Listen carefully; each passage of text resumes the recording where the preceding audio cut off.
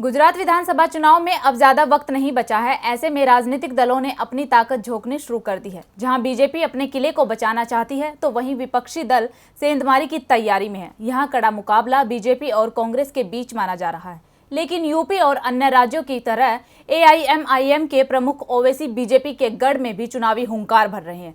आज उन्होंने सूबे का दौरा किया। इस दौरान सत्तारूढ़ दल की धड़कनें तेज रही। साल 2024 में होने वाले लोकसभा चुनाव से पहले गुजरात में होने वाले विधानसभा चुनाव को सेमीफाइनल माना जा रहा है। कहा जा रहा है कि अगर विपक्षी दल बीजेपी के गढ़ में जीत हासिल करने में कामयाब हो गए तो महामुकाबले में भी बीजेपी कमजोर पड़ेगी। इसीलिए विरोधी दलों की कोशिश कमल को मुरझाने की है। जहां एक तरफ कांग्रेस सूबे में सियासी बिसात बिछा रही है तो वहीं ओवैसी भी अपनी हुंकार से सरकार को हिलाने की जद्दोजहद कर रहे हैं।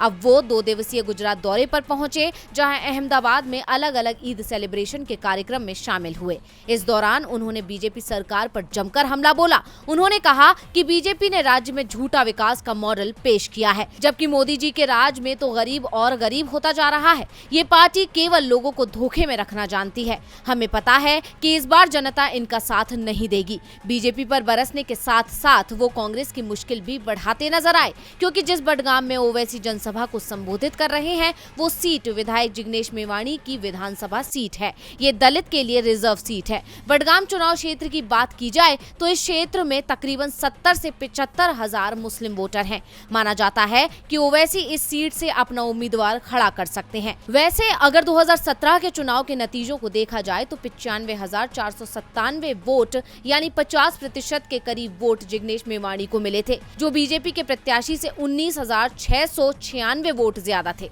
वैसे में अगर ओवैसी अपना उम्मीदवार खड़ा करते हैं तो ये वोट सीधे तौर पर कांग्रेस और AIMIM के बीच बट जाएंगे। हालांकि जानकार ये भी बताते हैं कि अगर विधानसभा चुनाव जीतना है तो विधानसभा में संगठन भी चाहिए और गांव-गांव में बूथ मैनेज करने वाले लोग भी चाहिए। ऐसे में इतनी जल्दी संगठन बनना मुश्किल हो सकता है, लेकिन ओवैसी के तीखे वार बीजेपी की नींव को जरूर हिला सकते हैं। टीवी लाइव की रिपोर्ट।